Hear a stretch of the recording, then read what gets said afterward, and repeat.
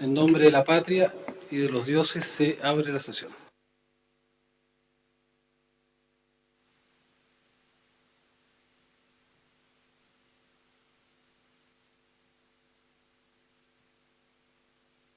Bueno, esta es una comisión muy importante que tiene que ver fundamentalmente con discutir las consecuencias para Chile del cambio climático y al mismo tiempo iniciar una discusión seria respecto a la situación y la protección de glaciares en Chile.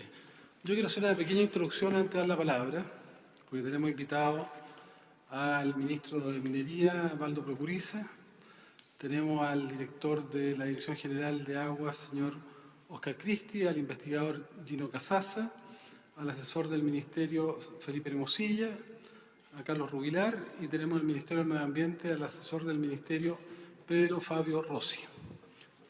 Él viene en representación del Ministerio, ¿no es cierto? Bueno, y tenemos además expertos, especialistas que hemos invitado.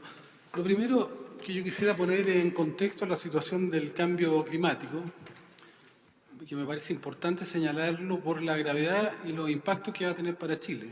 A mí me tocó participar en la COP21 y en la COP22, y lamentablemente uno de los supuestos que era tener un aumento de temperatura de solo 1,5 grados no se va a cumplir.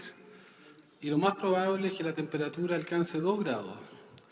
Y esta situación es tremendamente dramática porque 2 grados en un periodo corto de tiempo significa para la humanidad una situación de muchos eventos, de catástrofes, de situaciones que van a ser adversas para muchos países. Significa una ola planetaria de migrantes climáticos y significa para Chile particularmente una situación donde hoy día no hay nada que hacer respecto a esa realidad y solo tomar medidas paliativas. Lo que Chile y el planeta tienen que hacer ahora es evitar que la temperatura supere los 2 grados, que yo creo que probablemente con los niveles de inconsciencia que tenemos a nivel global y a nivel planetario tampoco se consigan. Yo quiero recordar que el Acuerdo de Kioto buscaba disminuir las emisiones y finalmente, respecto a la meta, en vez de disminuir, las emisiones habían aumentado en un 40%. Y seguramente respecto a estos criterios de la COP21 y COP22 va a pasar la misma situación. La temperatura ha subido de 1850 menos de 1 grado, 0,87 grados a la fecha. Y en 170 años los eventos de cambio climático que estamos viendo, como son las situaciones que ocurrieron en el norte de Chile, de aluviones, de temperaturas extremas o de fenómenos de frío extremo, se deben solamente a 0,87 grados en 170 años. Y por lo tanto, lo que nosotros tenemos que entender que si eso fue capaz de cambiar en 170 años el metabolismo del planeta, bueno, ¿qué es lo que va a ocurrir si aumentan 2 grados en 20 o 30 años? Es una situación que va a ser totalmente imprevista. No hay, por lo menos en la historia reciente, un cambio que tenga esa velocidad de implantación, lo que hace que muchas especies van a tener mucha dificultad justamente para adaptarse. Yo siempre hago dos preguntas solamente para ver si hay alguna posibilidad que en un corto plazo se logre tomar política a nivel planeta sobre esto. Es, uno, el consumo de petróleo y de combustibles fósiles aumenta o disminuye. Frente a esta realidad, uno podría suponer que hay una política radical de disminución de los combustibles fósiles, cosa que no ocurre.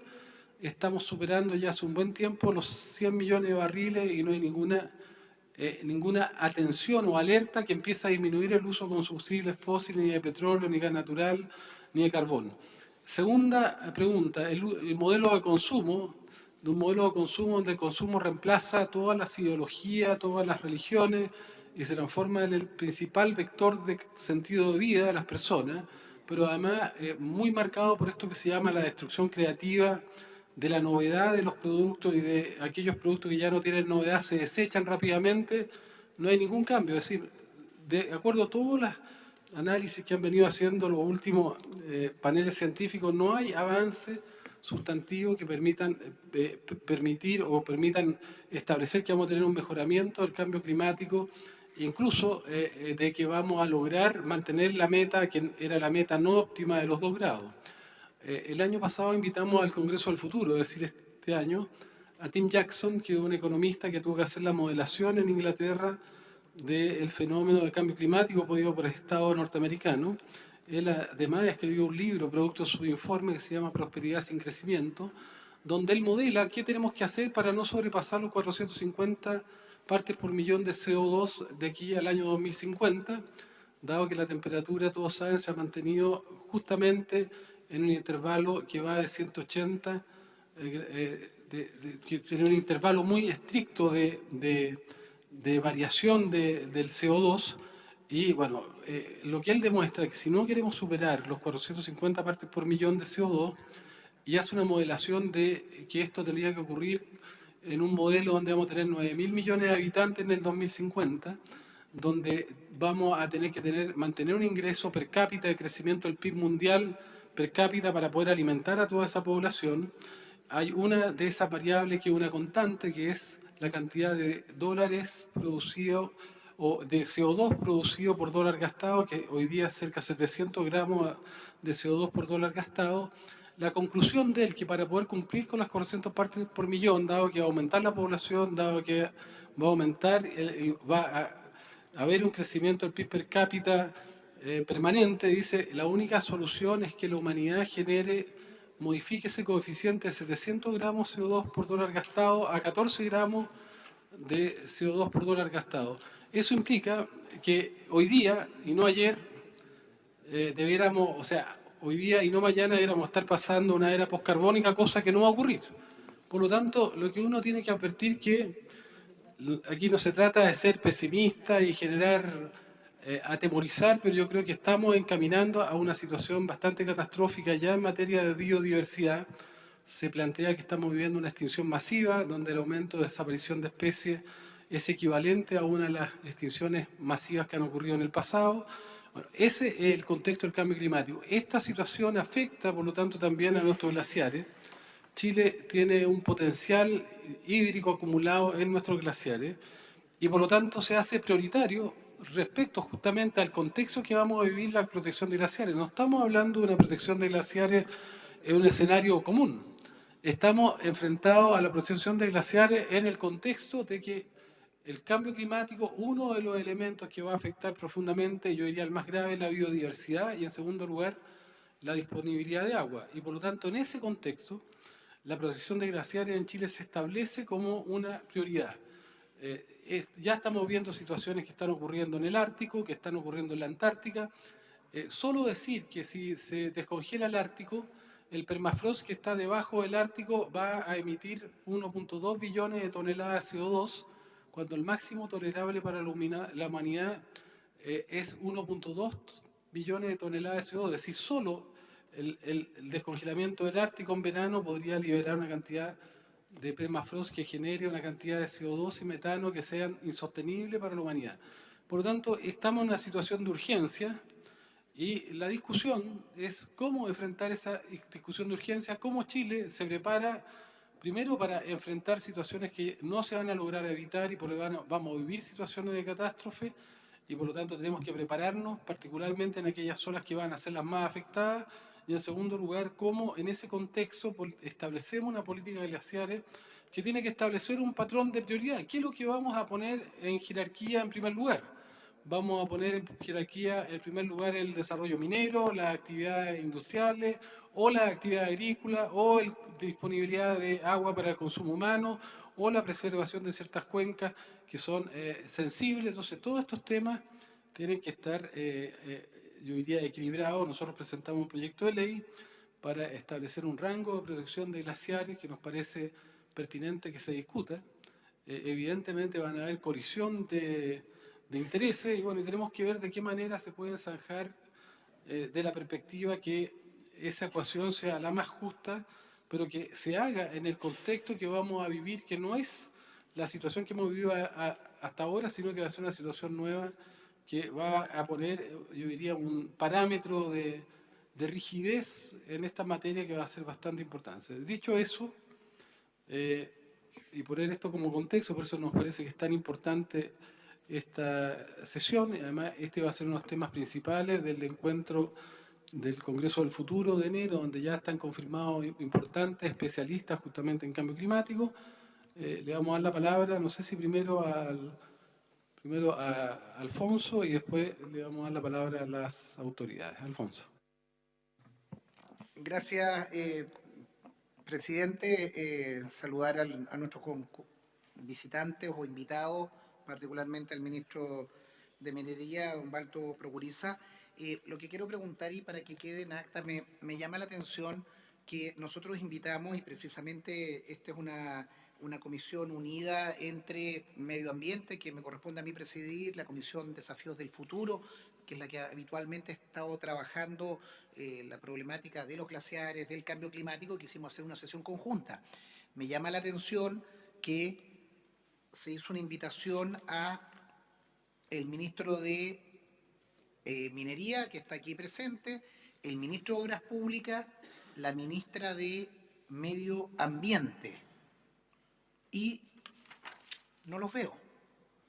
No hay subsecretario, no hay presencia. Entonces, precisamente el objeto de estas sesiones unidas es que podamos nosotros abordar con las máximas instancias ministeriales los debates. Estamos hablando de una ley de cambio climático, estamos discutiendo en particular la comisión de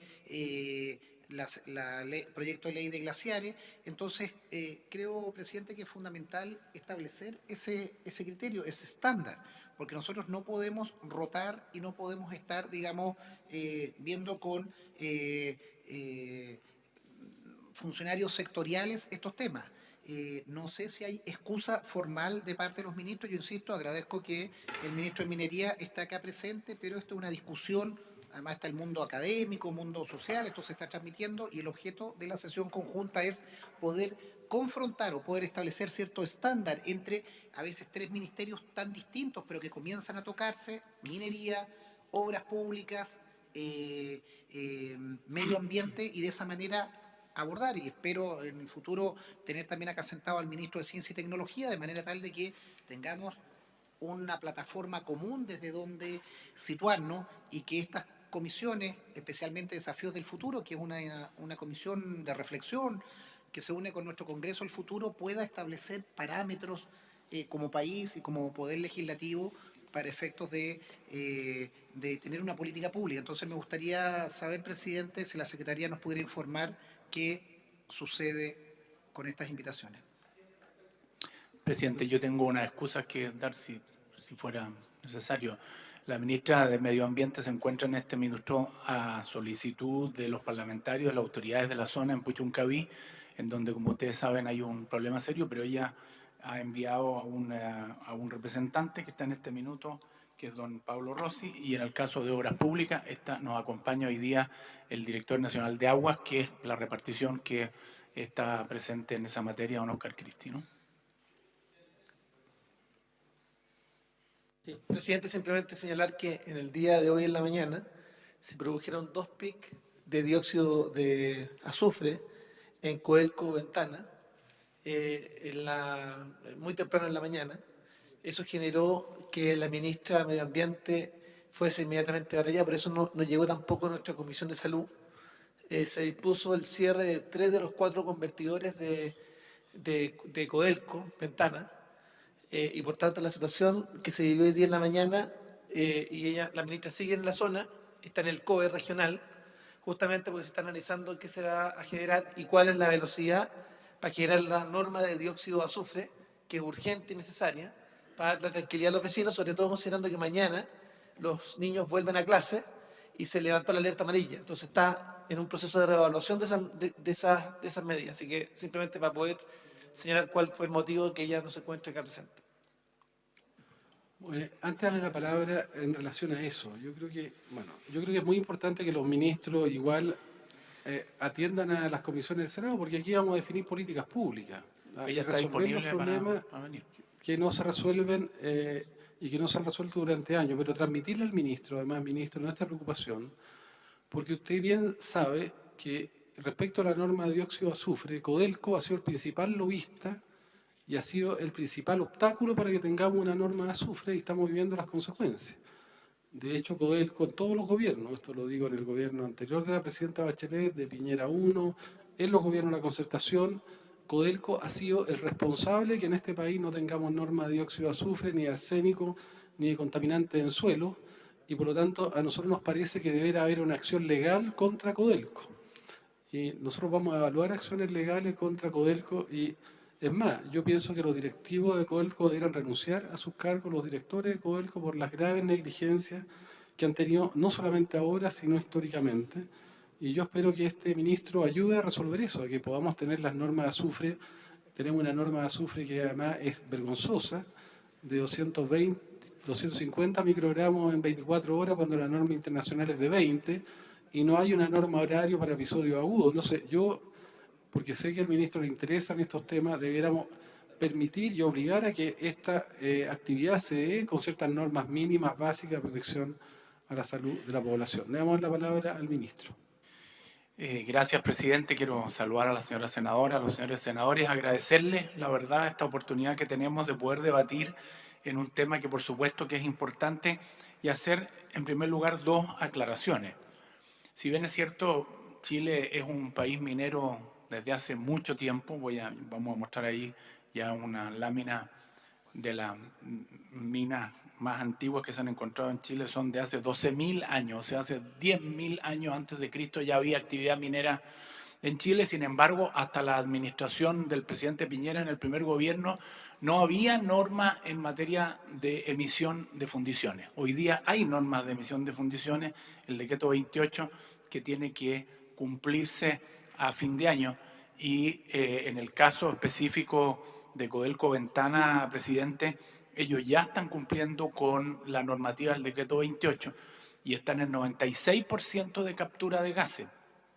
Ahora, hay otras fundiciones que tienen que cumplir en tiempo y forma y esperamos que así se cumplan. Y lo mismo en la administración pasada, el presidente Piñera, se editaron las normas sobre emisiones de termoeléctricas. Tampoco existían en Chile y por lo tanto, si bien es cierto, yo concuerdo mucho con la exposición que usted ha hecho y con la importancia y urgencia que tienen estos temas, creo que no todas las noticias son malas y que en nuestro país, dentro de nuestra realidad, hemos estado dando pasos que yo creo que son importantes y voy a mostrar algunos más que ha dado la minería chilena que sin lugar a dudas van a dar señales muy potentes. Lo primero, mi exposición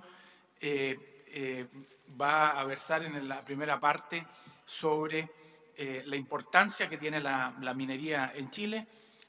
Yo titulaba un artículo que escribí hace unos pocos días atrás, si es que Chile es un país minero. Y voy a partir por la historia, por la importancia que tenía esto en la prehistoria, y además de eso porque la minería era una actividad que se hacía antes de que llegaran los colonizadores al país.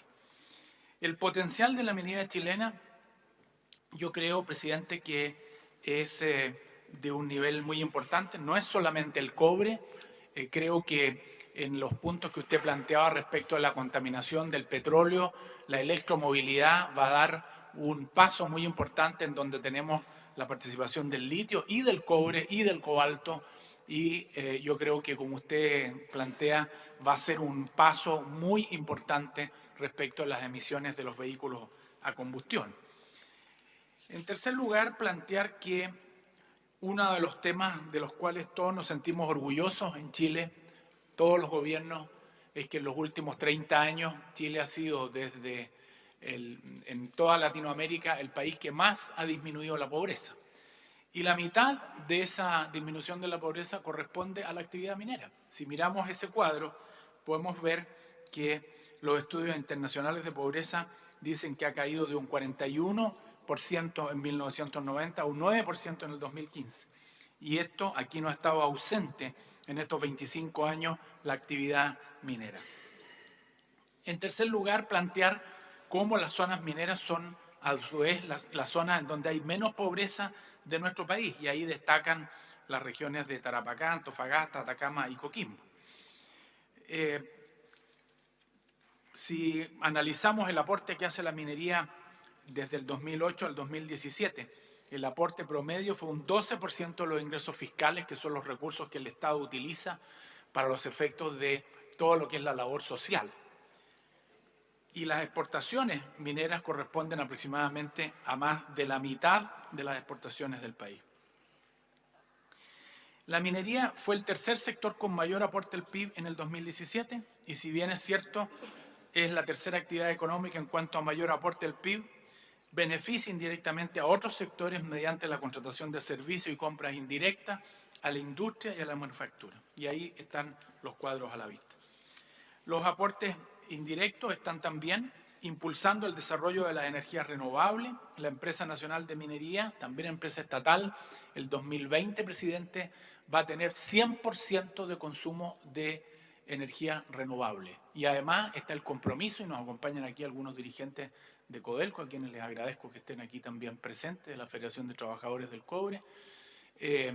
También Codelco está haciendo esfuerzos para los efectos de que tengamos un producto que se denomina cobre verde. Se ha celebrado un acuerdo con la empresa B&B en donde se va a entregar un cobre de alta calidad y pureza para los efectos de la fabricación de los automóviles y se está incorporando también en todo lo que significa las energías renovables.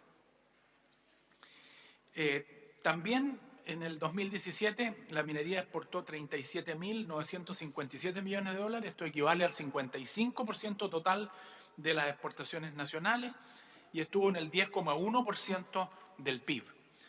Aquí en este cuadro siguiente hay una comparación de otros países mineros del mundo, en donde tenemos a Perú con 10% del PIB y el 62% de las exportaciones son mineras, Australia con 7,4% del PIB y 46%, y así sucesivamente también lo hace Canadá. En la lámina siguiente tenemos una comparación de un sector de la minería del país, que es la mediana y la pequeña minería, que es muy equivalente al salmón, a la celulosa y al vino como sectores productivos, a pesar de que es bastante invisibilizada. La producción de cobre de Chile versus el mundo, somos el principal productor de cobre del mundo claramente, con un 27%, y las exportaciones e ingresos fiscales, claramente la minería tiene una fuerte presencia.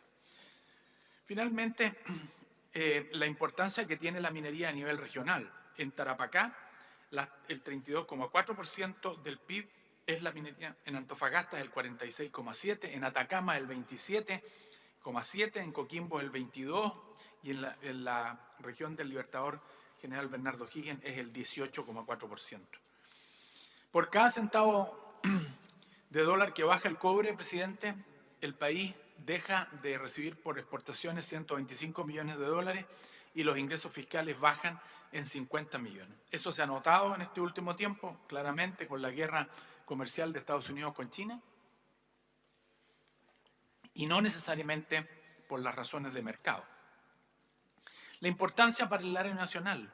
En ese cuadro podemos ver los ingresos fiscales por tributación de la minería alcanzaron a 2.644 millones el año 2017 y esto equivale un poco a ciertos gastos que son inversiones en mejor salud, en mejor transporte y en mejores viviendas para los chilenos.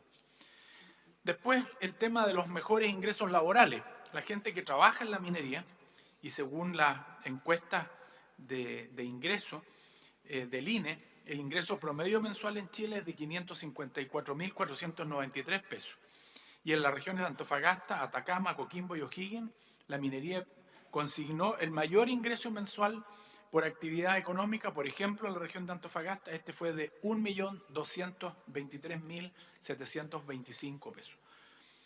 Todos estos antecedentes, además aquí están por profesiones los ingresos, todos estos antecedentes hablan, presidente, de la importancia que tiene la minería. ¿Qué quiere decir esto? ¿Que con esto hay que arrasar el medio ambiente? No, presidente.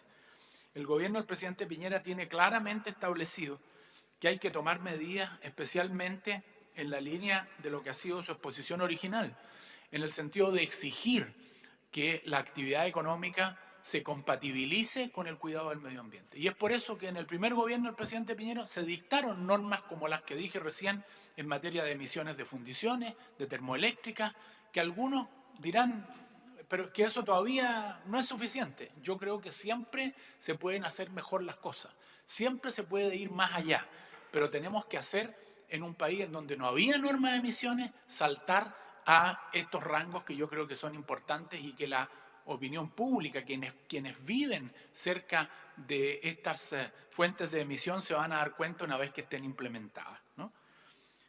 Pero además de eso, creemos que hay distintas medidas que se han adoptado en este sector que no se han adoptado en otras actividades económicas. Por ejemplo,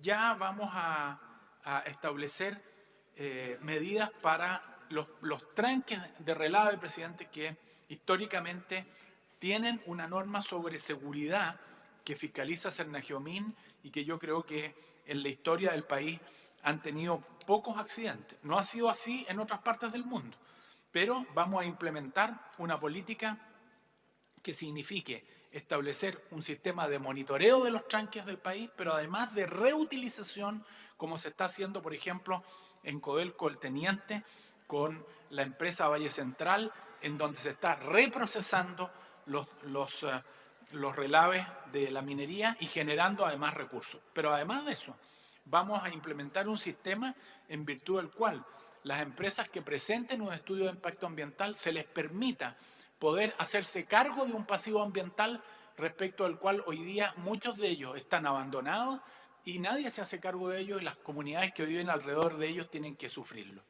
En tercer lugar, vamos a hacer junto con un proyecto del BID, vamos a impulsar un proyecto de la minería que se denomina minería sin residuos. Este es un paso realmente muy importante para la minería chilena y del mundo, en donde queremos incorporar a otros países mineros de tal manera que los compromisos que tomemos sean también sobre la base de no perder competitividad y de incorporar a todos a cuidar el medio ambiente y a desarrollar esta actividad económica que sin lugar a dudas es muy importante. También el único sector, presidente, que ha implementado desaladoras para la actividad económica es la minería. Y hoy día tenemos, por lo menos en la gran minería, desaladoras que han reemplazado la extracción de agua en los sectores altos y medios para no competir con el consumo humano y con la agricultura. Ya les mencioné el proyecto que tiene Codelco de Cobre Verde y de Enami, que el 2020 va a tener el 100% de consumo de energía renovable, que creo que es, sin lugar a dudas, un paso muy importante. ¿Cuáles son las barreras que tenemos que enfrentar en estos días? ¿Por qué nos preocupa, presidente, que este tema lo podamos discutir al mejor nivel? Y creo que el Senado es una buena alternativa si además sumamos a técnicos y especialistas que puedan guiarnos en las decisiones para los efectos de no cometer errores. En primer lugar, porque si nosotros aplicáramos la aprobación de los... hoy día hay dos proyectos, a pesar de que hay un tercer proyecto que estaba también en tramitación. Lo que queremos proponerle, presidente, en primer lugar como gobierno, como ejecutivo, y agradecer la voluntad del presidente de la Comisión de Medio Ambiente, es tratar de que este tema se discuta y se tramite en una sola cuerda, no por partes separadas, porque por razones obvias hay una mala experiencia en la historia del Congreso cuando se tramitan proyectos que tienen un solo objetivo por partes separadas. Y por eso que le agradecemos el esfuerzo que el Senado está haciendo con dos comisiones que se unen para poder dar una sola tramitación. En segundo lugar, porque si estos dos proyectos se aprobaran, y esta no es mi opinión, esta es una opinión de un informe de Cochilco, que es un ente técnico que permanece por personas que son de capacidad profesional confiable. Si estos proyectos se aprobaran tal cual como están hoy día, la producción de cobre del país se vería afectada en un 22,5%. Esto es realmente 1.296 toneladas de cobre no se podrían producir, ya que millones de toneladas, perdón, porque se afectarían proyectos como Andina, como Teniente, como Pelambre y como Los Bronces. Esto significa, en la práctica, que tendríamos que reducir en estas divisiones, por ejemplo, en Andina y Teniente, 627.000 toneladas, o sea, un 37%. Y digo esto porque algunos de los proyectos establecen que no se puede desarrollar ninguna actividad económica. Lo que yo entiendo es que lo que pretendemos es proteger los glaciares y hacer compatible la actividad económica que no dañe a los glaciares mediante los estudios y mediante la opinión de los técnicos que nos pueden asesorar. Los efectos se producen producto de que ambos proyectos tienen una retroactividad y que esos son los efectos que es Cochilco el que nos ha dicho que, por ejemplo, en Andina tendríamos que hay 5.698 trabajadores, en Los Bronces 6.567, en el Teniente 16.206. O sea, estamos hablando de una cantidad muy importante de puestos de trabajo que se pueden afectar.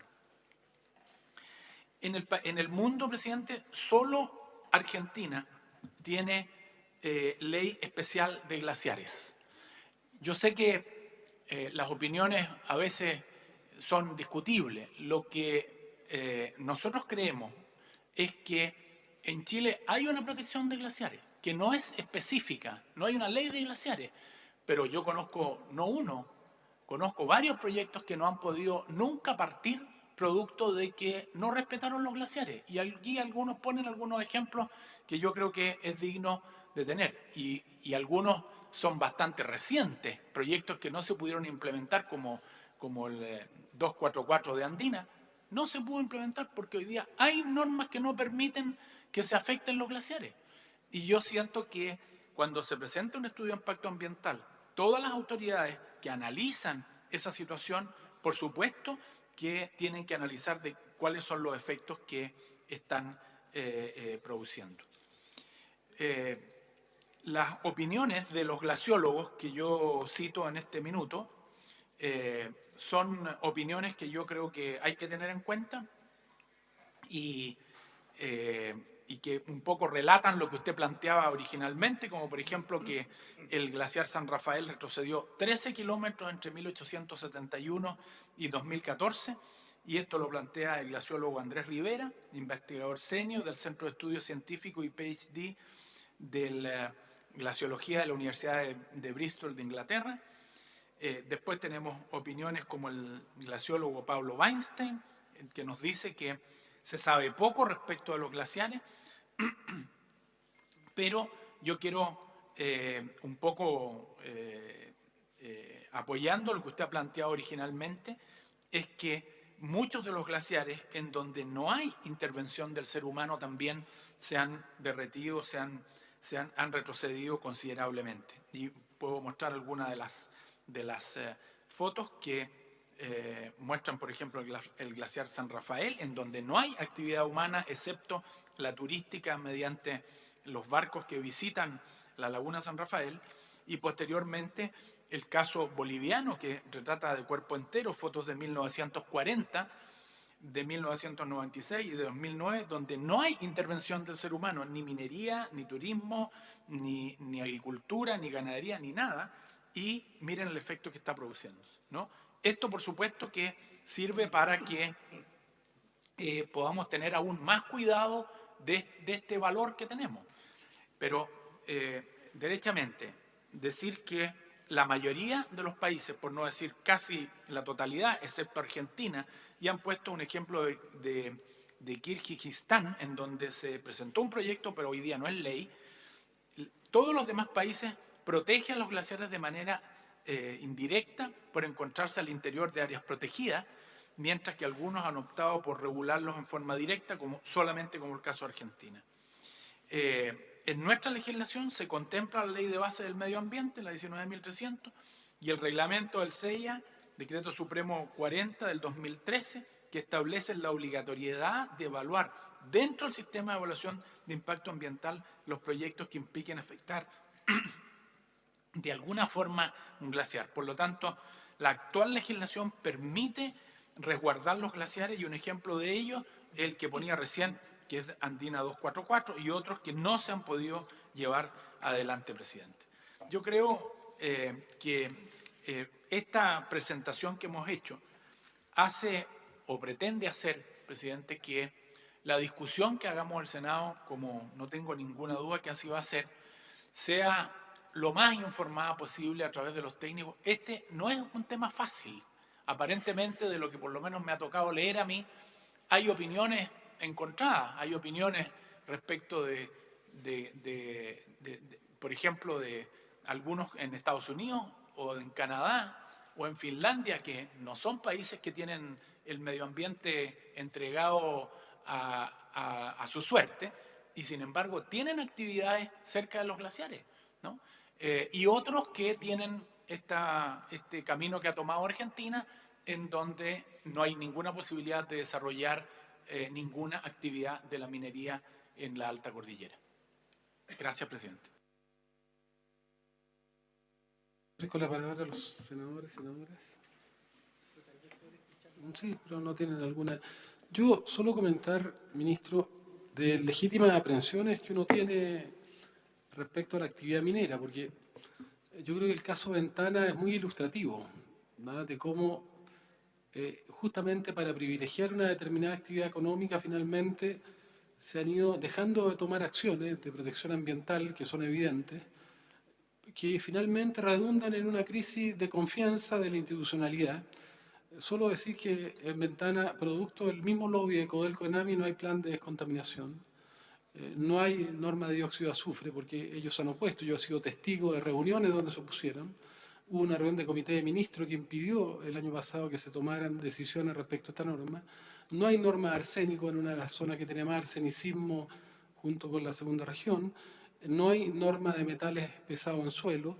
Los estudios de impacto ambiental, claro, se pueden hacer, pero ahí usted ve el proof de los impactos ambientales cuando todas las empresas que han hecho sus estudios de impacto ambientales y no han logrado cumplir su objetivo. Esos estudios de impacto ambientales no sirven, porque se produjeron todos los eventos de contaminación que justamente el estudio de impacto ambiental buscaba prevenir. A mí me preocupa, y usted es ministro, y le quisiéramos pedir, Codelco nunca ha hecho un estudio de impacto ambiental en esa zona. Han usado una triquiñuela de señalar que se instalaron antes del 94, tienen 9 aprobaciones ambientales, todas por declaración de impacto ambiental, que es una situación vergonzosa, la que hace un carro manicero, no la que hace una institución como Codelco. Entonces, son muchas situaciones. Yo estoy contento que se hayan aprobado las normas de emisión de termoeléctrica y fundiciones, pero cuando se aprobaron se hicieron con normas de PM2.5 y con normas de azufre que eran menos exigentes que en el proyecto en el proyecto que se había elaborado en el gobierno anterior, y dejó fuera el níquel y el vanadio. Y eso no es casual, porque el níquel es de los contaminantes más tóxicos que hay. Después, yo fui testigo, y usted también, de cómo Codelco se hizo una norma especial del molibdeno y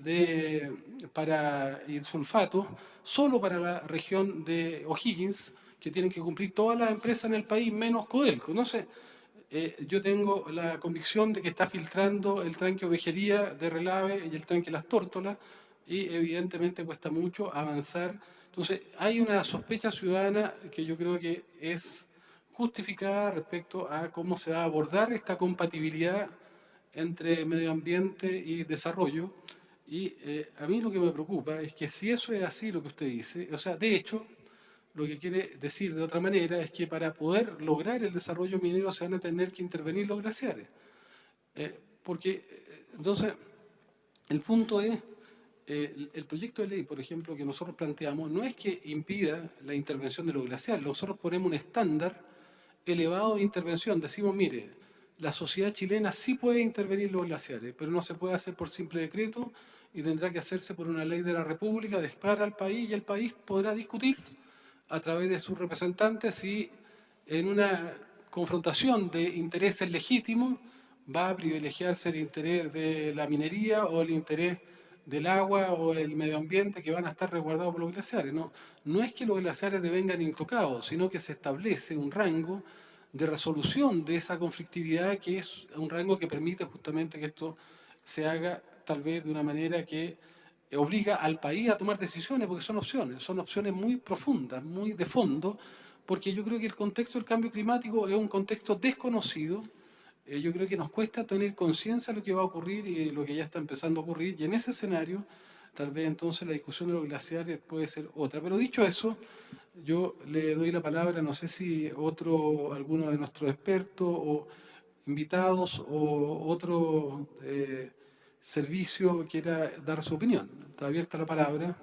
Presidente, yo quisiera pedir que pudiera intervenir don Oscar Cristi, que es el director general de Agua. Pero antes de eso, decirle que el gobierno no se niega a legislar en esta materia y lo que ha planteado la ministra de Medio Ambiente es que podamos discutir este tema en la ley de SVAP, que es la práctica en donde calza esta discusión y no en proyectos aparte. Yo siento, presidente, que por supuesto usted tiene una trayectoria, es muy exigente en esta materia, pero creo que no es justo decir que no estamos haciendo nada, porque no teníamos hasta hace unos pocos años atrás ninguna norma en materia de emisiones. Yo admito que el mundo entero va más adelante y muchas veces a lo mejor quisiéramos ir más adelante y a lo mejor en el tiempo tendremos que modificar esas normas para que seamos más exigentes. Pero yo creo que a todo hay que darle un tiempo porque de lo contrario no vamos a conseguir nada. No, yo, para clarificar, yo creo que los ministros de minería anteriores no han hecho nada y colaboraron para que no ocurriera nada, hicieron lobby para impedir cualquier normativa. Yo tengo la confianza de que con usted va a ser distinto. Le damos la palabra al director de Agua. Muchas gracias por la confianza. Francisco. Sí, presidente, yo quiero aprovechar que está el ministro de Minería y por su intermedio, y está también la Federación de Trabajadores del Cobre. Y yo tengo una preocupación, y una preocupación que hice relación justamente con uno de los proyectos que impactan, de Codelco, que impactaban en su diseño inicial justamente glaciares. Estoy hablando del proyecto 244 de Codelco, aquel proyecto que no se hizo. Sí, estoy claro. No sé, si me preguntan, no va por ahí. Mi pregunta es, ministro, yo creo que es muy importante y la confianza de un ministro que hace la pega, que conoce el tema. A mí me gustaría, por su intermedio, presidente, que Codelco nos pudiera informar cuánto se han gastado en estudio, no solamente en Andina. Me gustaría que se pudiera informar a la opinión pública cuánto Codelco ha invertido en estudio. Llevamos 18 años y que proyectos que no se han ejecutado. Yo le quiero preguntar, presidente, simplemente para que usted sepa, que por lo menos la cifra que tengo entendido, en el proyecto Andina, el estudio fueron 350 millones de dólares. 350 millones de dólares. Respecto de un proyecto que no se ejecutó. Entonces yo quiero decirle también que acá es bueno que estos temas se discutan también de cara a los chilenos, porque en definitiva sería interesante, me gustaría que pudiéramos oficiar, presidente, a Codelco respecto de cuántos recursos de todos los chilenos se han invertido en estudios y no se ha podido ejecutar. No estoy aludiendo a este proyecto en particular, que obviamente justamente por una protección a los glaciares no se pudo realizar y salvar ese punto, pero me gustaría que pudiéramos tener la información respecto de los recursos invertidos en estudios por parte de Codelco y desde cuándo no tenemos proyectos nuevos ejecutándose. Sería útil tener ese dato a lo menos. Si de acuerdo, lo vamos a solicitar. Es solo un tema de orden, me parece bien y comparto lo que ha señalado el senador Chaguán respecto de Codelco, pero yo creo que más que oficial lo que deberíamos invitar al presidente del directorio de Codelco para explicar esos montos y esas inversiones. A mí también me gustaría mucho tener acá a Codelco para saber qué es lo que ocurre con la información que salió publicada hace un par de meses, que todos los ejecutivos de Codelco cuando se van de Codelco les siguen pagando los planes de salud.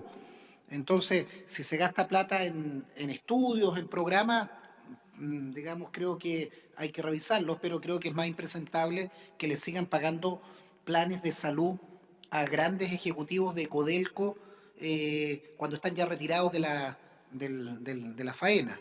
Entonces, yo lo que pediría es que invitáramos en estas mismas sesiones conjuntas, porque creo que Codelco tiene que dar una amplia transparencia de sus gastos, especialmente con esta cosa que al menos a mí me parece impresentable, que gerentes que se fueron de Codelco sigan hoy día pagándoles Codelco, el Estado de Chile, una empresa del Estado, los planes de salud. Si eso es cierto, me parece, con mucho respeto, senador Chaguán, bastante más impresentable. Las dos cosas. Pero por eso, revisemos todo lo que haya que revisar de Codelco, lo importante que es la empresa de la minería en Chile, del cobre, lo importante es que invierta bien, que haga bien sus planificaciones, que se pague lo que corresponde, pero que no haya abuso y menos de ejecutivos que cuando se van de la empresa no creo que se vayan muy mal, que les siga pagando el Estado, en este caso la empresa, los planes de salud, es bastante impresentable. Entonces, la propuesta es que pueda venir Codelco, ya que es la minera más grande de Chile, hablar de los programas, hablar de glaciares, hablar de inversiones y también que nos traigan el listado de los ex ejecutivos que tienen estos pagos. Entonces vamos a dejar invitado para la próxima semana al presidente y al directorio de Codelco. Y a la ministra de Medio Ambiente que hoy día no pudo venir. Le damos la palabra al senador y después a Jimena. Sí, gracias, presidente.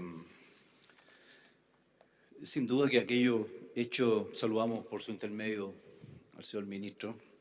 Un agrado tenerlo en esta sesión y a los diferentes representantes del MOB y los ejecutivos. Sin duda que uno, respecto de cualquier acción que involucre algún acto de naturaleza irregular, resulta extraño que hoy día a estas alturas del partido, estimado amigo senador, estemos haciendo un requerimiento de esta naturaleza. Yo quiero concentrarme en el trabajo, ¿no es cierto? Es una materia que indudablemente habrá que investigarlo, estudiarlo, analizarlo, y si es así, me parece dramático que lleguemos a esta altura del partido y no se haya hecho nada para atrás como para revertir o poner el asunto respecto de esa irregularidad, que se le esté pagando a personas que ya no pertenecen a una institución determinadas prestaciones de carácter de salud.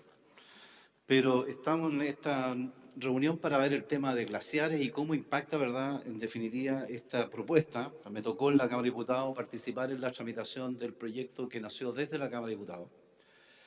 Un proyecto que también puede haber tenido las mejores intenciones y que el gobierno que recién terminó, a través de una indicación sustitutiva, lo jibarizó al extremo de prácticamente hacerlo absolutamente distinto a la naturaleza original que era el proyecto que nació como una moción parlamentaria.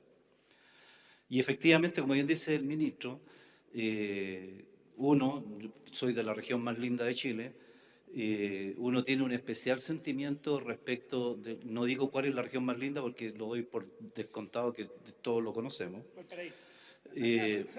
Soy, por lo tanto, de una región donde hemos convivido con el tema glaciar.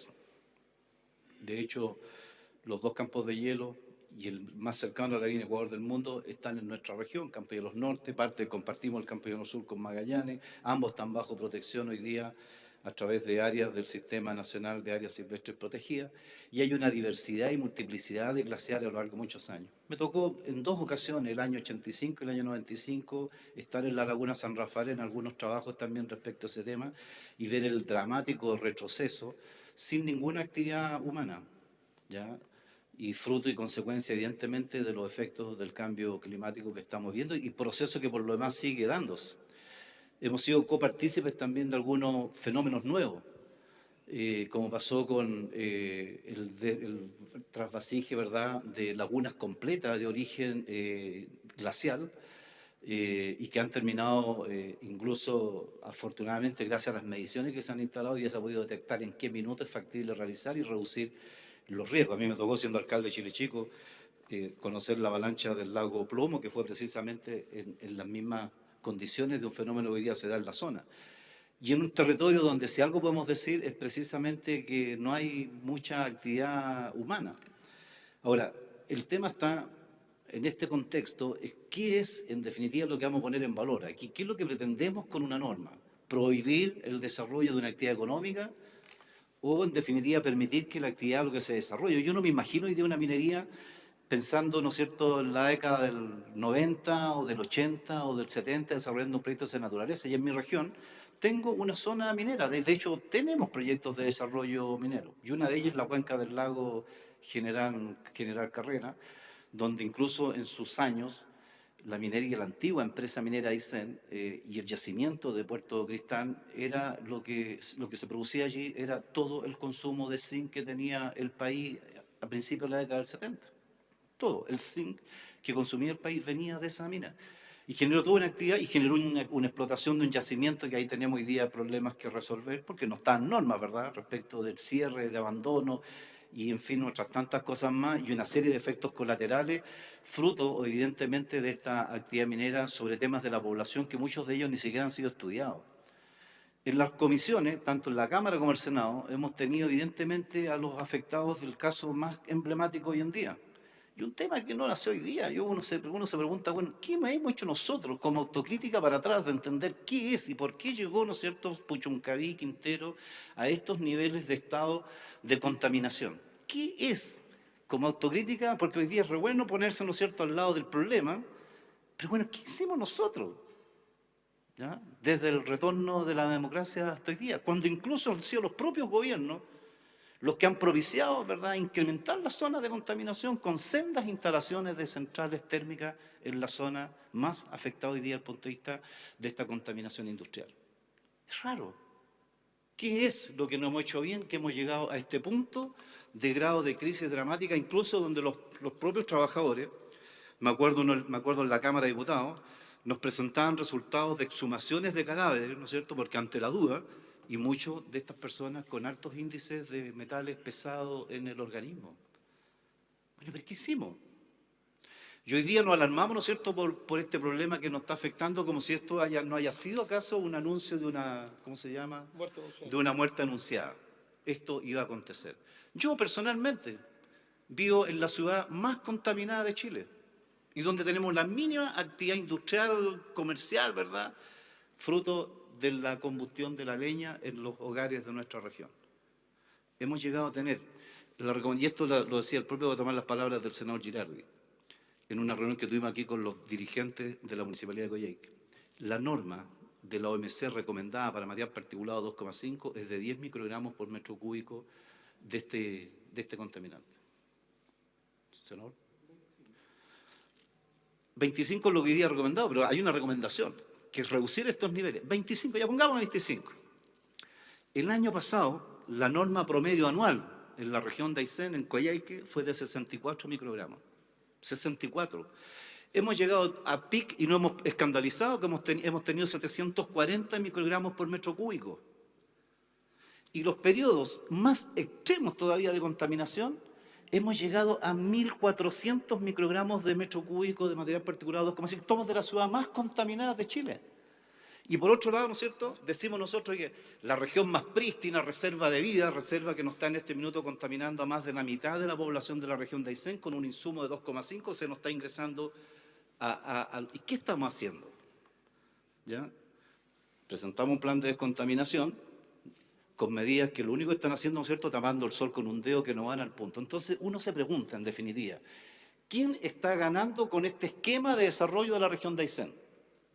¿Quién está ganando o cómo pretendemos resolver los problemas del legítimo desarrollo que tiene nuestro país? La minería, ¿cómo podemos excluir el tema de la minería en nuestro país? Yo no me imagino. ¿Ya? ¿A quién inteligentemente se le puede ocurrir una alternativa para decir, ¿sabe qué más? Mire, no hagamos nada de estas cosas.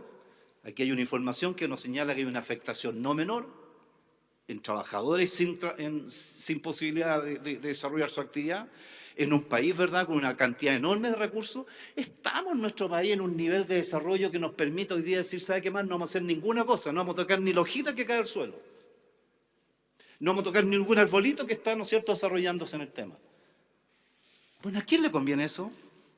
¿Está nuestro país en un estado de desarrollo que podamos reemplazar actividades económicas productivas para seguir sosteniendo el legítimo derecho que tenemos como comunidad de seguir creciendo? Mira lo que nos está pasando en Chile Chico hoy día. No tiene nada que ver el parque con la reducción de las actividades mineras, pero la reducción de una actividad económica en Chile Chico hoy día le está significando al Estado cientos de miles de pesos. El último, 1.800 millones de pesos para un proyecto de conversión laboral que no va a tener ningún futuro salvo mantener una empleabilidad durante un margen de tiempo, porque la Reserva Nacional Jainimeni tiene una plantación de 80 hectáreas de pino que está infectado, ¿verdad?, con una larva que hay que cortarlo. Y para cortarlo, acaba el gobierno regional de aprobar, ¿no es cierto?, un fondo de recursos para mantener una empleabilidad en la zona. Bueno, ¿qué tipo de desarrollo, en definitiva, el que nosotros queremos para que en definitiva nos hagamos parte realmente de lo que nosotros queremos? Yo soy geógrafo. Yo no, como geógrafo, busco esta ecuación entre el medio, entre la población, entre la gente, la naturaleza. ¿Cómo construimos la mejor ecuación para ser inteligente con el medio, con el espacio que tenemos? Porque no se trata tampoco de arrasar, no se trata de meterle, como decía un parlamentario, retroexcavadora. No se trata de eso.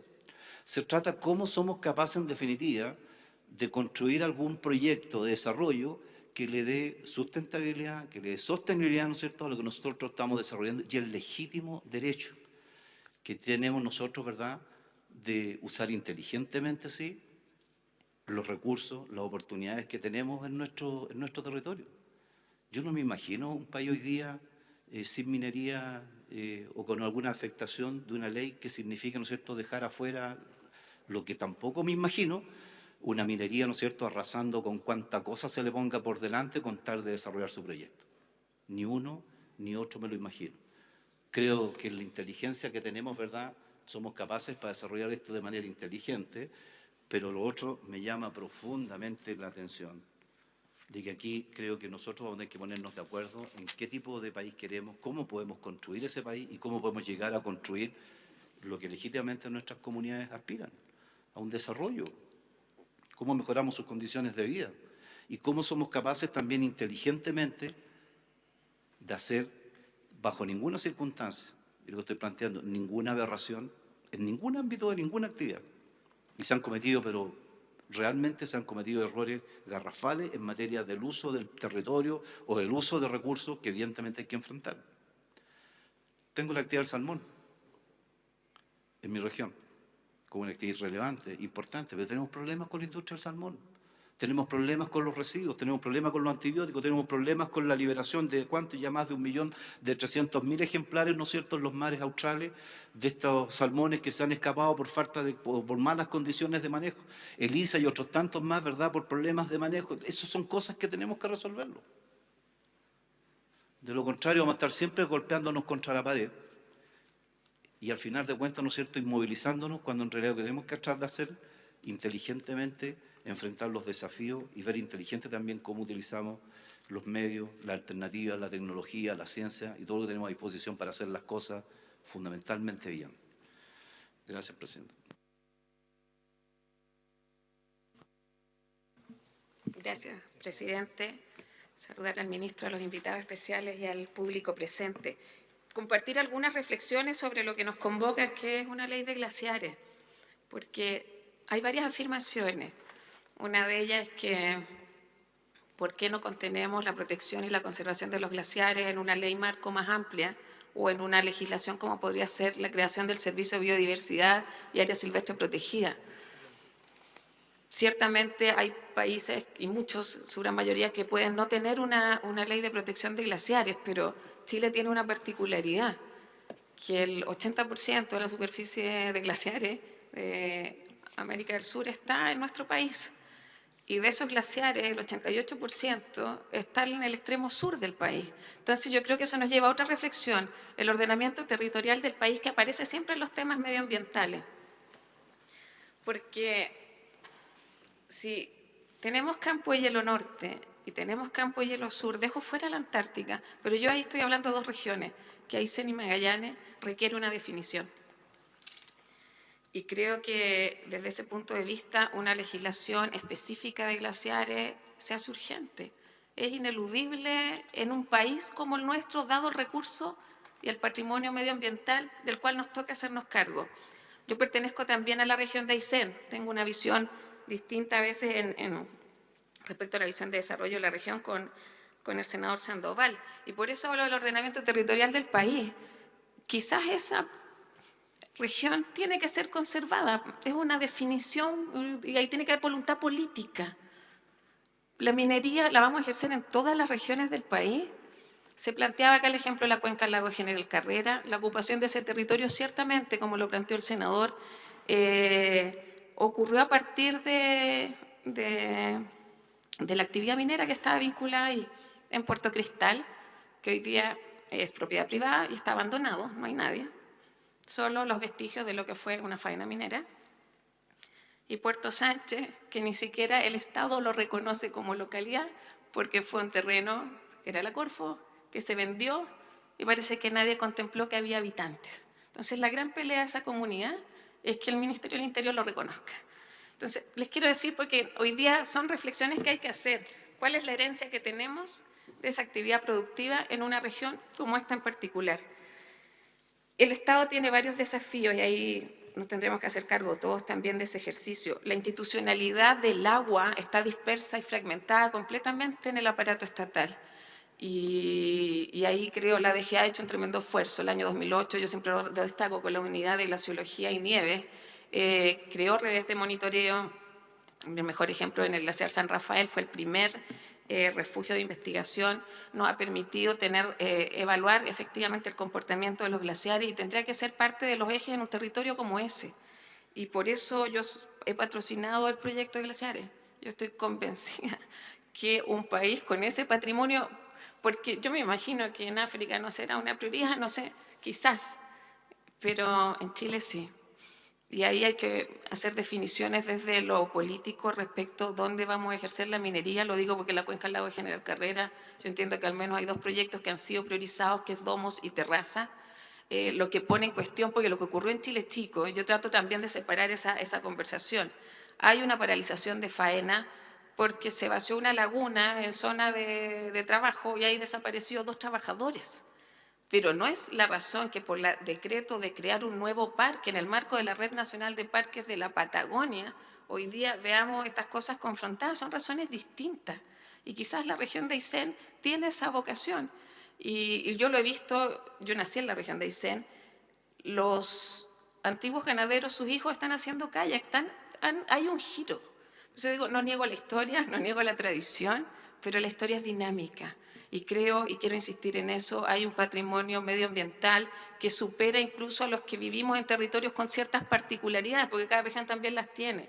Y esta región siempre ha dicho, este país que tiene una vocación turística también, y yo creo que ya tenemos como desafío de ver en el turismo un foco de desarrollo, algo que es capaz de desarrollar economías locales sustentables, con buena calidad de empleo, con buenas dinámicas.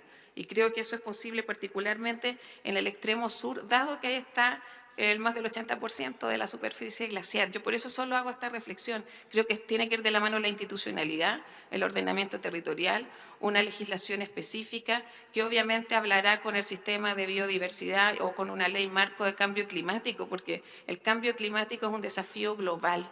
Es irrenunciable no planteárselo. Y ahí los glaciares de Chile tienen, pues ya no es Groenlandia, no es la Antártica, el extremo sur tiene mucho que decir.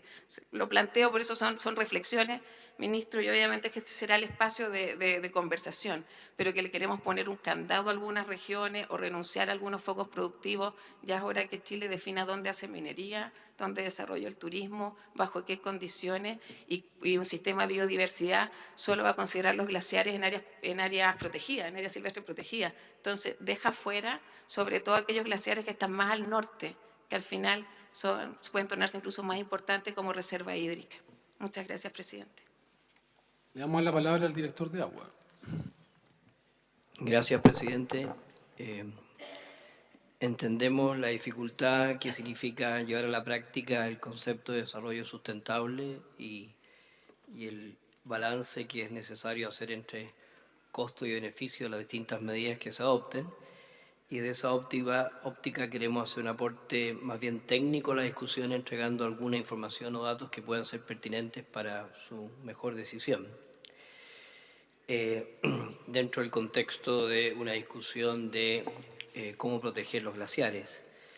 Es interesante que Chile está entre el top 10 de los países en términos de masa de glaciares, junto a otros países como Canadá, Asia Central, Estados Unidos, China y Rusia. y es también interesante ver que en esos países no han avanzado hacia una ley de glaciares. Y por tanto es un tema a considerar en el momento de establecer si es o no conveniente una ley. Nosotros quisiéramos recordar un poco el impacto del cambio climático sobre los glaciares, específicamente qué está pasando con la temperatura del planeta y qué está pasando con la disponibilidad de lluvia, ambos factores muy relevantes para los glaciares. Todos tenemos claro el efecto invernadero que hace que la radiación que proviene del Sol hacia la Tierra, en un sano equilibrio habría una radiación que llega a la Tierra y radiación que sale de la Tierra hacia el espacio, pero ese segundo proceso se limita por la existencia de una serie de gases, parte importante producido por el ser humano. Y como bien lo dice su nombre, esto es como un invernadero en donde la temperatura de la Tierra va aumentando. Y efectivamente las estadísticas que existen muestran cómo la Tierra ha ido aumentando. Este es un gráfico que parte del año 1880 hasta el 2017, y ahí vemos cómo ha ido aumentando la temperatura de la Tierra, y si comparamos con el año 1880 estamos casi 1 grado más. Y sobre todo es importante ver cómo esa tendencia se ha ido incrementando. La curva ha ido tomando una forma más bien exponencial a partir de los años 70 en el crecimiento de la temperatura. En estos mapas que están allí también podemos comparar en los mapas de la izquierda qué ha pasado con la tendencia de la temperatura en el periodo 1961-2016, tanto las temperaturas mínimas como máximas como medias. Y si nos concentramos en el tercer gráfico, que es temperatura media, vemos que en todas partes ha ido aumentando la temperatura media. Hay una escala en que el celeste significaría que la temperatura se ha ido reduciendo, y lo que empieza a tomar color café es el incremento de la temperatura, y vemos que en toda la zona en que nos interesa de Chile ha ido aumentando la temperatura. Y si nos proyectamos hacia el año 2040, en el gráfico de la derecha, vemos también las zonas más rojas, donde se concentraría principalmente el aumento de la temperatura, y podemos decir que en ese periodo de 40 años, del 80 al 2040, proyectamos un incremento de 1,5 grados Celsius en la temperatura máxima en los meses de invierno. Pero también es importante qué está pasando con las precipitaciones en el gráfico de más de la derecha, en donde vemos que desde el norte chico hasta prácticamente Aysén la lluvia va disminuyendo, y si nos comparamos con el año 1980 al 2040, cabe pensar que vamos a tener un 20% menos de precipitaciones. La DGA tiene por obligación de su catastro público que llevar el inventario de glaciares. La DGA, a través de su unidad de glaciares, que fue fundada en 2008, ha logrado catastrar 24.114 glaciares, que son los que están en el inventario de glaciares. Los glaciares son muy importantes, en primer lugar, porque son unos indicadores de este cambio climático que estábamos señalando. Ver qué pasa con el retroceso de los glaciares es una manifestación de ese incremento de la temperatura. También es importante los glaciares por los riesgos de desastres naturales para la población, tema que quizás no siempre abordamos, y algo mencionaron en la presentación de los senadores. Es también una reserva estratégica de agua en estado sólido, y Chile tiene un rol muy importante, como lo señalaron, porque concentra el 77% de los glaciares de Sudamérica. Interesante también que al revisar el inventario de los 24.144 glaciares, nos damos cuenta que un 86% de esos glaciares se encuentran ya bajo protección según el Sistema Nacional de Áreas Silvestres Protegidas por el Estado, el SNASPE. Y un 14% restante de los glaciares si bien no está dentro de esa categoría, se encuentra protegida por el sistema de evaluación de impacto ambiental. En el MOP hay tres instituciones que se relacionan directamente con los glaciares. Primero, la Dirección de Obras Hidráulicas, la Dirección General de Aguas y el Instituto Nacional de Hidráulica. La Dirección de Obras Hidráulicas tiene que ver con la protección ante posibles catástrofes que surjan de aluviones por vaciamiento de lagos, que tenemos riesgo desde Copiapó a Tierra del Fuego. Específicamente entre esa área se han catastrado 1000 lagos glaciares potencialmente capaces de gatillar una crecida de agua de origen glaciar, lo cual requiere una atención y requiere pensar que es necesario tener las atribuciones para poder manejar sobre todo las lagunas que hay en glaciares para evitar o para reducir riesgos. Tenemos el caso de la Villa Santa Lucía, en donde 28 casas resultaron destruidas con 79 familias damnificadas y con más de 20 muertos, y que parte de ese aluvión pareciera poder ser atribuible a un problema del glaciar Belcho. La DGA, por su parte, apoya la institucionalidad, presta apoyo técnico al Ministerio de Medio Ambiente. En este momento, por solicitud del Medio Ambiente, la DGA se encuentra revisando la guía ambiental de glaciares con la idea de perfeccionar justamente los procedimientos y los elementos para los estudios ambientales.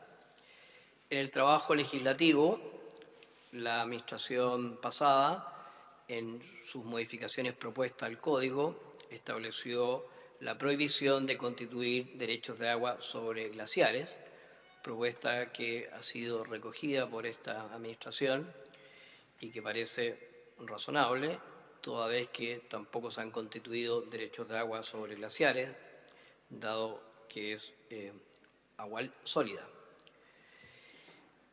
También, como decíamos, lleva el inventario de glaciares y también realiza una serie de publicaciones, algunas de las cuales están ahí recogidas. Sobre todo importante el primer inventario nacional de glaciares del 2014, que reunió información de glaciares hasta el año 2005 y fue publicado en 2014. Ahora, a comienzo del próximo año, 2019, la Dirección General de Aguas va a sacar su segundo inventario nacional de glaciares con información de los glaciares hasta el año 2015. Ciertamente nosotros hemos avanzado en la Dirección General de Agua a través de la unidad de glaciología con el inventario de glaciares, pero eso no es suficiente. Aquí se presenta un sistema integrado de 5 niveles de observación jerárquica de cómo se debiese seguir los distintos glaciares. El inventario de glaciares es razonable que se pueda construir cada 10 años, pero es el nivel más básico de lo que significa monitorear glaciares. Hacia arriba vamos viendo un trabajo mucho más acucioso, en que se estiman las variaciones frontales, la topografía, el balance de masa y finalmente el monitoreo de detalle, que debiese ser cada 2 años. Si vamos subiendo en esta pirámide, vamos viendo que el trabajo de la DG de Dirección General de Aguas va disminuyendo hasta llegar al nivel 1, monitoreo en detalle de solo 4 glaciares en el país: el Tapado, el Chauro del Norte, Mocho, Choshuenco y Exploradores. Esto es importante porque resalta alguna idea que salió en esta discusión, que es el poco conocimiento que tenemos en el país respecto a los glaciares. Respecto, presidente, por su venia, le solicito su venia para pedirle que continúe el director de la unidad de glaciología, Gino Casasa, en lo que viene a continuación, que es un aspecto bien técnico, que es cómo estimamos que se debiese definir un glaciar. Le damos la palabra a Gino. Gracias, señor presidente. Y efectivamente, en la Dirección General de Aguas hemos acordado una definición y yo la llamaría definición operativa, en el sentido que es aterrizar estos conceptos teóricos, porque la definición teórica de un glaciar es bastante más simple, pero llevar esto a la práctica es más complejo. Entonces, pero se ajusta perfectamente a las últimas definiciones de glaciares, que hay que hacer notar que han variado debido justamente a lo que se ha conversado acá por el señor ministro y el señor director de agua. En base al cambio climático, los glaciares se están achicando tanto que las versiones más tradicionales de glaciares han sufrido un cambio, porque se han achicado los glaciares. Entonces, pero conserva, por otro lado, las inquietudes de estos proyectos de ley, yo diría, y la inquietud de la conservación de estas masas. Entonces, voy a leer solamente la primera parte. Un glaciar es una masa perenne de agua terrestre en estado sólido, producto de la recristalización de la nieve y otras formas de precipitación sólida, con evidencia de flujo actual o pasado, cualquiera sea su forma geométrica y ubicación, glaciar de valle, de montaña, campo de hielo, etc., dimensión o estado de conservación. Y luego proseguimos clasificando los glaciares en 3 clases de acuerdo a la cantidad de detritos rocosos que posea en su superficie, como glaciar descubierto, si está principalmente el hielo aflorando o la nieve o neviza, vale decir que tenga muy poco detrito rocoso. Después un glaciar cubierto que tiene un estado intermedio y finalmente un glaciar rocoso que tiene prácticamente toda su superficie cubierta por roca, por detritos rocosos. Y termina esta definición operativa haciendo la precisión que esta cobertura detrítica no representa su contenido de hielo, por otro lado indicando que son partes constituyentes del glaciar tanto el material detrítico rocoso que está en la superficie o en el interior, y también el agua, que interesa de especial manera a la Dirección General de Aguas, tanto superficial como interna como basal. Y un hecho que ha adquirido relevancia, sobre todo en Argentina, que han tenido muchos problemas en, yo diría, definir un área mínima que no está en la ley argentina. Sin duda, digamos que hay que acotarlo ya en la definición para aterrizar esta definición, como decía, y es la definición de UNESCO tradicional, que glaciares menores a 1 hectárea, vale decir 0,01 kilómetro cuadrado, no son inventariables. Luego, el proyecto de ley hace algunas precisiones que nos interesaría aclarar bajo el punto de vista estrictamente técnico y aportar, así que estamos muy abiertos a poder también dar nuestro punto de vista como especialistas en nieves, glaciares y hielos del ambiente periglacial. ¿Ya? Se habla del ambiente periglacial en este proyecto de ley, pero y se habla que es una reserva estratégica de recursos hídricos. Pues bien, claro, contiene algo de hielo, no necesariamente contiene hielo. Si volvemos a la definición, si nos vamos a la definición de ambiente periglacial, es el ambiente que está sometido a ciclos de congelamiento bajo cero o a 0 grados y a descongelamiento, pero el permafrost en sí no necesariamente contiene hielo. Y tanto es así que en Argentina han decidido no incluir el mapeo del ambiente periglacial porque no han determinado que no es una reserva hídrica estratégica. Y esto no dicho por personas, ciudadanos que están ajenos a esto, sino que realmente especialistas en el ámbito periglacial. Por otro lado, una precisión, yo diría menor, pero no por ello menos importante, los glaciares son mucho más que un ecosistema. Efectivamente hay un ecosistema glaciar, pero es una componente del sistema terrestre, así como existe la atmósfera o la hidrósfera o la biosfera, existe la criósfera, todo el ambiente frío, de los cuales los glaciares son una parte. Efectivamente es un glaciosistema. En relación al permafrost, y volvemos sobre esto un poco más adelante en este proyecto de ley en su articulado número 2, hay que hacer una precisión.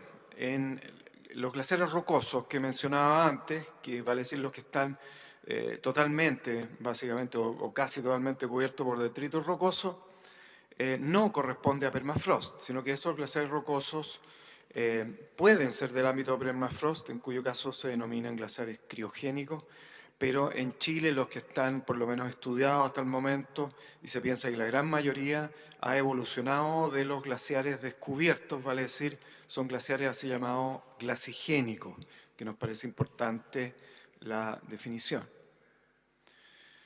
Y con eso terminamos, señor presidente, pero poniéndonos a disposición, obviamente en el plano técnico como glaciólogo, de cualquier precisión en relación al ámbito de las nieves y los hielos.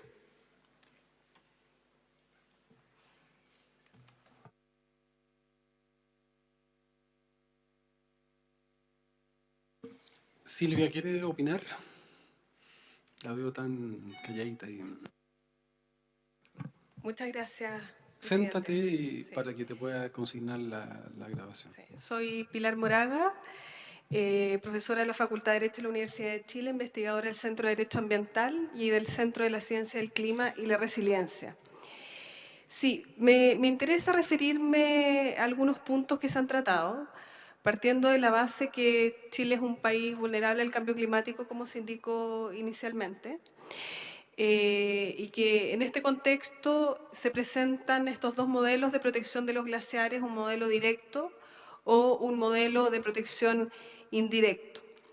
En relación al primero, al segundo, perdón, al modelo de protección indirecto que ha propuesto el ministro y del cual se ha referido también la ministra de Medio Ambiente, de proteger los glaciares a través del sistema del SNASPE, y dada la información precisa que se señaló respecto a que el 84% de los glaciares en Chile estaría dentro de este sistema y que el 14% restante estaría protegido por el sistema de evaluación de impacto ambiental, a mí me gustaría hacer ciertas precisiones. La primera es que este modelo de protección indirecta es un modelo de protección relativo y no de conservación como un modelo de protección directo.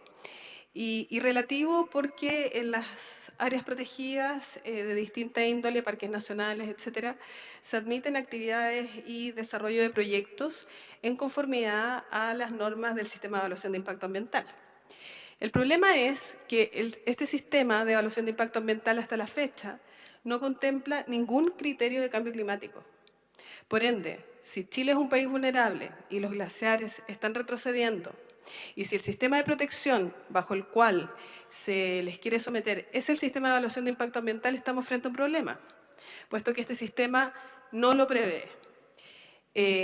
Incluso, ahora, en el mejor escenario, si el sistema de evaluación de impacto ambiental incorporara criterios de cambio climático, el informe preparado recientemente como base a la elaboración del Plan de Adaptación de Recursos Hídricos señala en forma expresa que el nivel de información actual de los glaciares no nos permite inferir cuál va a ser su comportamiento en el futuro dado el contexto de cambio climático. ¿Qué quiero decir con esto? Que si no tenemos la información suficiente para prever el comportamiento de los glaciares en este contexto de aumento de la temperatura global, ¿cómo vamos a evaluar proyectos o actividades y establecer medidas de mitigación o compensación respecto a un escenario futuro que desconocemos? Esto ya lo ha planteado el Segundo Tribunal Ambiental de Santiago a propósito de una demanda de daño ambiental presentada por un grupo de agricultores en contra del proyecto de Pascualama, en el que se señaló las dificultades para acceder a la información que contenía la empresa respecto del monitoreo de los glaciares en el marco de ese proyecto. Entonces, dadas estas precisiones, podríamos pensar que las características geofísicas de nuestro país, como es el carácter vulnerable frente al cambio climático, como es la cantidad de glaciares que el país tiene, como es la falta de un ordenamiento territorial que nos permita decir o conocer cuáles van a ser los usos del territorio, así como la falta de información, nos podría hacer pensar, bueno, y además esto en una mirada estratégica de largo plazo respecto a el asegurar el acceso al agua de la población, podría hacernos pensar que un modelo de protección directo a través de un objeto específico de protección de los glaciares sería el más idóneo para nuestro país. Y por último, para concluir, las comparaciones en derecho, hacemos mucho de derecho comparado, ¿no es cierto? Y cuando queremos avanzar vemos la realidad de los otros países y me parece que en este caso esa comparación se debe hacer con las realidades que realmente se puedan asemejar a nuestro país, tanto desde un punto de vista de los impactos del cambio climático, de la cantidad y calidad y tipo de glaciares que tenemos, así como de nuestra institucionalidad, la cual efectivamente se encuentra desagregada en lo que es el recurso hídrico en sí y la protección en el Ministerio del Medio Ambiente y la falta de institucionalidad hasta el minuto transversal en materia de cambio climático que esperamos que sea definida por la próxima ley que se ha anunciado. Gracias. Vamos a prolongar la sesión por algunos minutos para poder escuchar otras opiniones. Le damos la palabra al ministro.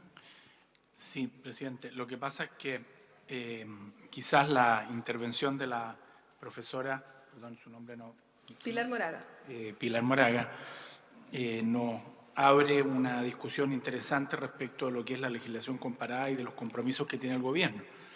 Y la información que yo tengo es que no solamente se va a tramitar el proyecto LESVAP, sino también el próximo año se ingresaría un proyecto sobre cambio climático que pudiera abarcar también estas áreas para reforzar el sistema de evaluación por el cambio climático. O sea, yo creo que estos temas que ella plantea, que son legítimos y reales, van a quedar cubiertos con este nuevo proyecto respecto a este tema. Bueno, vamos, mientras si alguien más quiere opinar, yo quiero plantear un par de puntos. El senador Sandoval plantea un tema que a mí me parece muy relevante, que es la pregunta que hemos hecho cada uno de nosotros, porque yo no quiero ser, como dice el presidente Piñera, cómplice pasivo de esto. Y entonces, yo hago una revisión histórica de cómo han ocurrido los hechos, y yo recuerdo que en la época del 2000 tuvimos fuertes discusiones con el gobierno del presidente Lago, usted se acuerda, ministro, por el tema del petcoke. Yo era partidario de establecer un petcoke que solo pudiera tener 40 partes por millón de níquel y de vanadio y que solo 2% azufre. Hoy día las termoeléctricas queman cualquier petcoke porque eso nunca se aprobó producto del lobby de Codelco, el eterno lobby de Codelco, no era este gobierno, era otro, que se opusieron. Yo tuve reuniones con ellos y las razones eran fundamentalmente económicas y cuando se quema níquel se quema un cancerígeno que ni siquiera es dosis umbral, que cualquier dosis es contaminante y se ha descubierto níquel en la orina de los niños de Huasco, seguramente hay los niños que están también ahí, que quema Gener en Huasco y seguramente en las termoeléctricas que están en Ventana. Después, recuerdo muy bien que en el año 2009 volvimos a denunciar la situación de Ventana. Personalmente fuimos ahí, interpusimos acciones legales, tenemos una querella criminal contra Codelco por vertimiento de combustible a sabienda de los gerentes a la Bahía Quintero que fueron sancionados. En el 2011, ya en el gobierno del presidente Piñera citamos a los ministros por esta misma razón. Era el caso de la greda, ¿se acuerdan? Que dijeron que nunca más iba a ocurrir y todo volvió a ocurrir. En el año 2012 pedimos un fiscal especial al Ministerio Público para que investigara estos hechos. Lo mismo en el año 2013. En el año 2016 volvimos a interpelar justamente para que se tomaran medidas. En el año 2007 usted mismo firmó un proyecto de acuerdo conmigo para una norma de dióxido de azufre. Hubo reunión del Comité de Ministros que no quiso tomar norma de dióxido de azufre a pesar que es un estándar internacional. Entonces, ¿a mí qué me sucede? En el año, seguramente haber sido el año 2009, se hizo la última modificación de la ley de base. El gobierno prefirió hacer un acuerdo con el senador Longueira, yo presenté 1000 indicaciones en contra, las perdimos todas, y yo creo que se hubieran evitado gran parte de los problemas que hay hoy día si se hubieran aprobado algunas de ellas. Entonces, ¿por qué esta discusión? Porque compartiendo lo que dice ahí nuestra especialista de la Universidad de Chile, yo no quiero dejar ninguna evaluación a una institucionalidad ambiental a la que no le creo. Porque todos los proyectos que están en ventana fueron aprobados y todos terminaron generando el desastre, pero Pascualama también fue aprobada, Castilla también fue aprobado, Hidraicén fue aprobado, AgroSuper en Freirina fue aprobado y ahí están. No quiere decir nada que un proyecto en este país sea aprobado, porque se aprueban de una manera vergonzosa, sin ningún estándar y sin ningún compromiso real, porque aquí no hay desarrollo sustentable, es un maquillaje para que finalmente haya desarrollo a cualquier costo. Y usted ha sido testigo y muchas veces hemos luchado de forma conjunta con esto. El proyecto que el gobierno acaba de presentar sobre servicios de evaluación de impacto ambiental, de mi punto de vista, es una verdadera regresión. Va a politizar más aún y va a fragilizar más aún la pobre institucionalidad ambiental que tenemos. ¿Para qué decir el proyecto Borde Costero? Que es una grave, yo diría, atentado justamente porque incluso busca legitimar que aquellos que por la vía ilegal se apropiaron de Borde Costero, el proyecto intentaba legitimar y legalizar las tomas ilegales, que eran, en realidad a mí no me importa si es un pequeño pescador, pero eran de... Entonces hay muchos temas que generan una reflexión, y lo que nos ha hecho a nosotros decir, bueno, entonces, como además había una gran dificultad para avanzar en la ley de áreas silvestres protegidas, el servicio de biodiversidad, que solo protege la biodiversidad, entendamos, que está en el área silvestre protegida, no protege ninguna biodiversidad que es la que está más dañada, aquellos que no son parte de las 15 millones de hectáreas que Chile tiene en el SNAPME, no, son las que están fuera las que están en mayor riesgo. Y es cierto que los glaciares que tienen la suerte de estar en estas 15 millones de hectáreas del servicio del SNAPE, claro, tienen un rango de protección y se tienen que someter a ciertas regulaciones, estudio de impacto ambiental, entre otros. Por esa misma razón, nosotros estamos abiertos a hacer una discusión con el Ejecutivo y a generar un comité técnico, pero nosotros queremos hacerlo sobre la base del proyecto que nosotros presentamos, porque además presentamos un proyecto que no requiere patrocinio del Ejecutivo. Y hemos presentado otro, la ley de etiquetado también la hicimos así, por eso logramos aprobarla, porque no requería del patrocinio del Ejecutivo, de todos los ejecutivos, porque todos se opusieron. Y también vamos a presentar un proyecto de ley sobre cambio climático en aquellos aspectos que no requieran de patrocinio del Ejecutivo, porque no tenemos la convicción, y no lo digo por este gobierno, por eso ponía el ejemplo del gobierno de la presidenta Bachelet, que no hubo ninguna convicción en avanzar a materia ambiental cuando se modificó la ley de base. Entonces, lo que nosotros estamos y ofrecemos un espacio de trabajo conjunto con sus expertos, pero sobre la base de un proyecto que a nosotros nos dé la confianza y que no dependa finalmente de criterios que no son necesariamente los ambientales. Ahora, tenemos que garantizar y de verdad establecer una ecuación óptima que permita el crecimiento económico con la protección de la vida de las personas y de la vida de los ecosistemas, sí. Pero lo que ha habido, y las consecuencias las tenemos, son los ventanas. Ventana en Chile es lo que se llama desarrollo sustentable. Puchuncaví se llama desarrollo sustentable. Freirina es desarrollo sustentable. Lo que pasa en Coyhaique, ese es el verdadero desarrollo sustentable. Así es el desarrollo sustentable. ¿Queremos eso para Chile? No. Entonces tenemos que buscar otros estándares y en ese sentido yo creo que y yo en lo personal, que soy uno de los autores del proyecto, estoy totalmente dispuesto a que generemos de verdad una instancia que nos permita avanzar, pero sobre un chasis de una iniciativa que nosotros creamos que de verdad tiene alguna posibilidad de avanzar y transformarse en un proyecto que tenga dientes y muelas y no como tenemos una enormidad de regulaciones y normativas que no sirven de nada. Porque muchos de estos desastres ambientales en realidad no debieran ocurrir. No debieran ocurrir. Entonces yo por lo menos planteo mi disposición como autor de proyecto a ese espacio de conversación. Le vamos a dar la palabra al senador Sandoval. Sí, muchas gracias, senador. Me alegro por su entusiasmo. Escuchaba no hace muchos días atrás a ex autoridades del Ministerio de Medio Ambiente en una entrevista televisiva. Yo creo que si en algo hemos coincidido todos es que la arquitectura ambiental en nuestro país ya tocó techo hace bastante tiempo. No sé si habrá voluntades políticas, de que han habido más gobiernos de la izquierda que de la derecha. No sé si habrá voluntades políticas como para avanzar en una construcción distinta para que nos dé respuesta a esta realidad, porque efectivamente todos los proyectos entran en definitiva y se aprueban. Y se acordaba, por ejemplo, el caso de esta disparidad que hay cuando las comunidades se enfrentan a estos megaproyectos. Pasó con Hidroaicén. Hidroaicén tenía contratado a los mayores y más grandes estudios de investigación del país para hacer frente a ese proyecto. ¿Y qué tenía al lado la comunidad? Un rifle a postones con suerte. O sea, evidentemente que hay una disparidad de criterios, pero por favor ya tenemos que asumir de que la institucionalidad ambiental en nuestro país ya tocó techo. Estamos en condiciones, hasta ahora no hemos estado en condiciones de asumir el cambio.